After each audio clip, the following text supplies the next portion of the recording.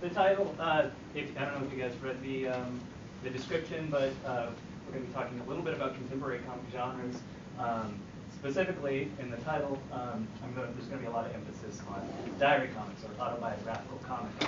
And I'm just sort of going to be introducing comic artists to you who are working right now and who are just getting book deals right now, books in the recent, last 3-4 years.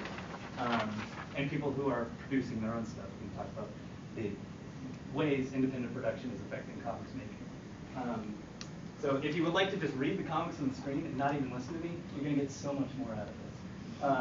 So this is David Heatley. Let's see if we can figure out. Okay, he does comics. He does memoir comics, which are sort of autobiographical. We'll get more into that.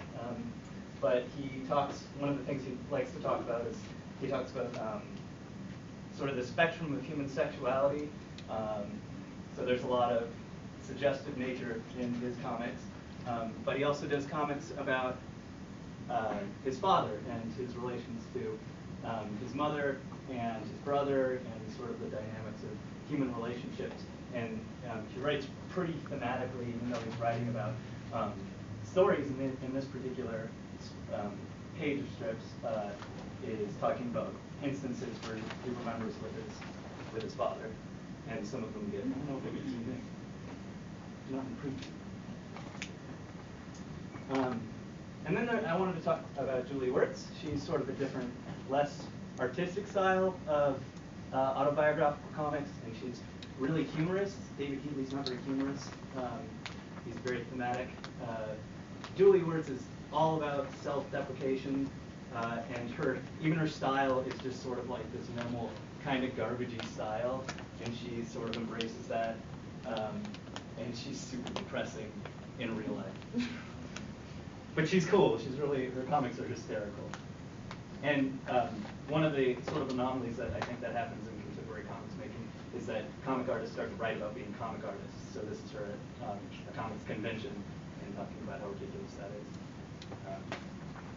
And then there's just there's a lot of talk about personal fashion and ego. There's a lot of ego in contemporary diary comics because they're about yourself.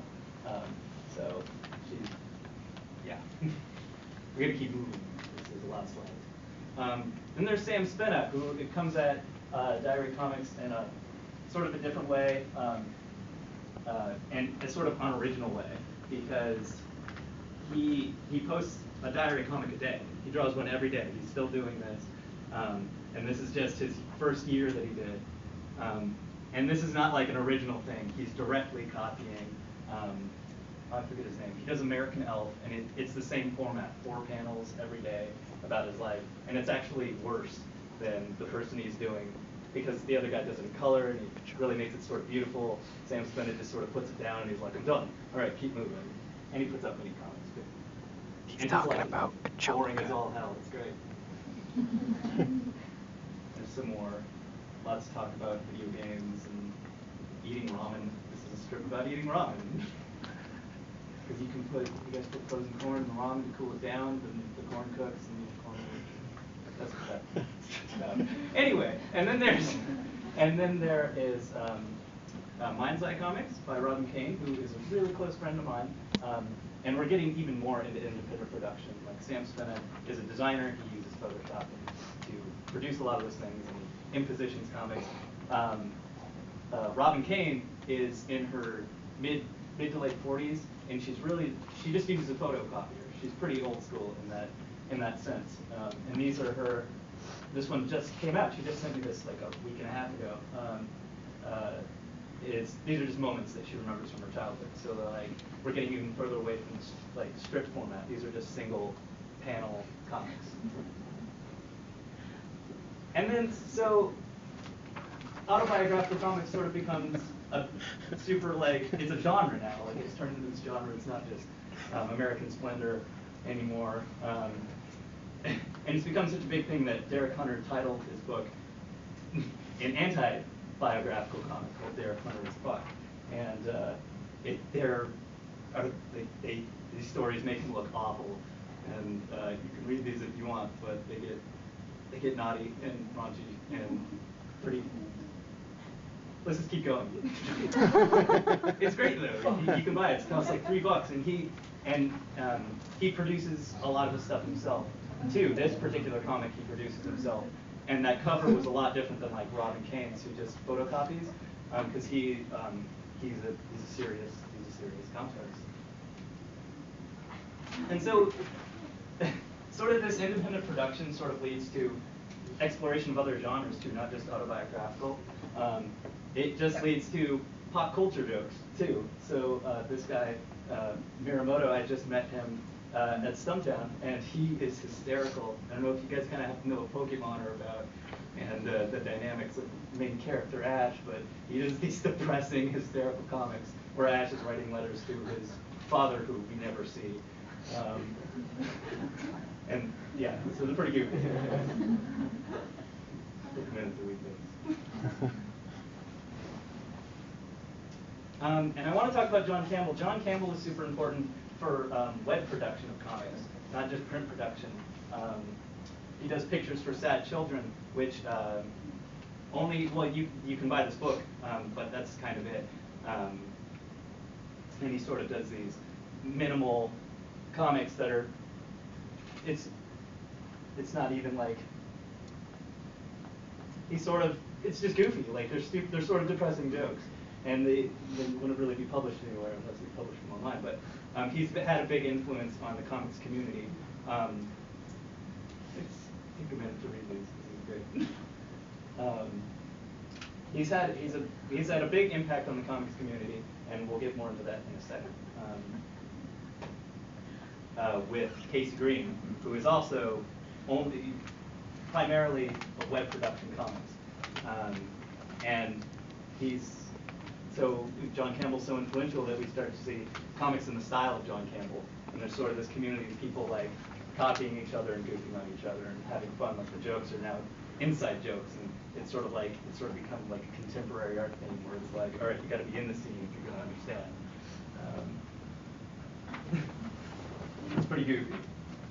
And then he also does ridiculous comic strips because he can. He can just produce them on the web, stuff that nobody else is going to publish, like Ludacris and a Bear. So there's all sorts of new humor that's developing because people can produce things themselves. And Casey Green is a huge character in comics making too.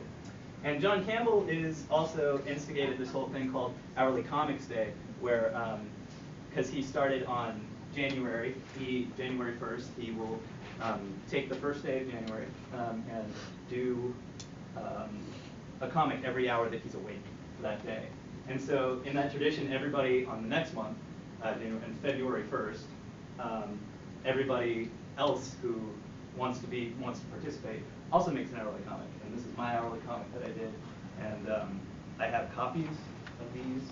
If you guys want them, I only have 29, so just come up to me, I guess. How much time do I have still?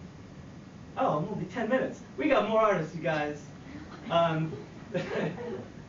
So one of the other things that it's not just humor that has been sort of reinvented. It's sort of beauty in comics too. This comic, Birchfield Close, by John McNutt, there's essentially they're just visual narratives, and they're essentially meaningless. This one's about it's just like trying to tell a story very visually, and I should have made these pictures bigger. I don't know why I didn't do that. And this is just somebody watching Finding Nemo on an airplane. But like, if I'd have made it bigger, I should have just put a single panel. But he's beautiful illustrations, so there's more focus on things like that too. And then there's a whole other facet of comics genre, because you can't produce things yourself. And this guy, Alex Longstreth, sort of started to explore teaching in comics and using comics to teach things. And he wrote this zine called the Dvorak zine. I don't know if you guys know what the Dvorak typeface is, but it's a way more effective typeface. Not typeface, but keyboard layout, as opposed to the QWERTY. And if you read it, you can get into, he really explains it, he's really done his research. And he writes it with a couple other people, and there's diagrams. And I met him for the first time not that long ago too, and he's super he's crazy, he's really tall, and he's got 4 foot long beard. so like, hey, you like comics too? You gotta teach them. So he's really neat, and he's sort of breaking in. He teaches at the Center for Cartoon Studies in White River Junction, Vermont. How much was that? Oh, sweet, 5 minutes. Anyway, he teaches at the Center for Cartoon Studies, which is where a lot of these contemporary comic genres are sort of developing from, and there's a lot more exploration, and there's a lot more influence on each other. And then I want to leave off with one of the most, I feel like, more important genres that's coming out of contemporary comic genre making, is the journalistic comic. And Joe Sacco is sort of a leading man in that he did these, with his book Palestine, which was a big book, where he does interviews with Palestinians living in the West Bank and in the Gaza Strip, and Palestinians who are still living in Israel too. So he creates all these sorts of first person, and they're beautifully drawn. And he's sort of been making comics from the 90s, but of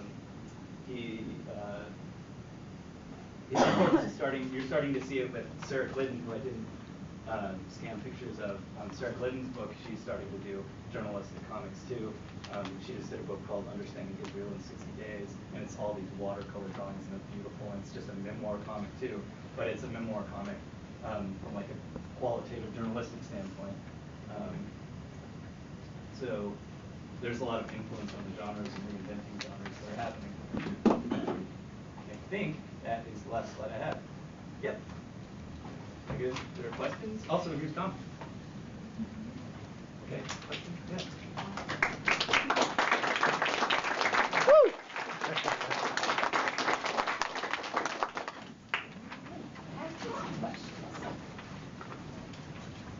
Cool. There's one back there. All right. Yes. Well, what's your favorite type of comic? What most interests you? I didn't put my favorite. I'm really a big fan of like visual gag comics, and I feel like I didn't put these in here because it's not really a new genre. There are people who are still doing it and sort of like putting a new spin on it. There are these guys who do PG comics who I'm big fans of. But I felt like that was sort of played out. I was like, that's not really contemporary. It's just sort of stupid. Yes. I've seen a lot of your comics, and what category would you say they fall into? I call them dime store comics is what I do. That's what I've been calling them, because like, I don't know, it's just sort of this nuance of little kids buying comics because they're unique. I don't know. If you want a comic, just find me afterwards. I've got 29, and there's a lot of good stuff. I do want a comic. Everybody on the internet? We're set up. Where do you want it? So how do you feel like it went, Alan Duffy? I feel like I could have talked a lot longer. Thank you. I thought it went pretty well. I definitely could have kept talking, and I would have liked to have more time for people to read the stupid Casey Green comic. Because you're awesome, Casey Green. I wanted you to just read them out loud. I should have. Yeah. That's all I should have done. But, you know. Oh, of course. Yeah. Look at all this action. Look at all these people. I just get to talk about comics to a bunch of people. That was cool. We still have seconds. 2 of them. 1 of them. Oh. Later, guys. Yeah, we're still doing this. These lines are delicious.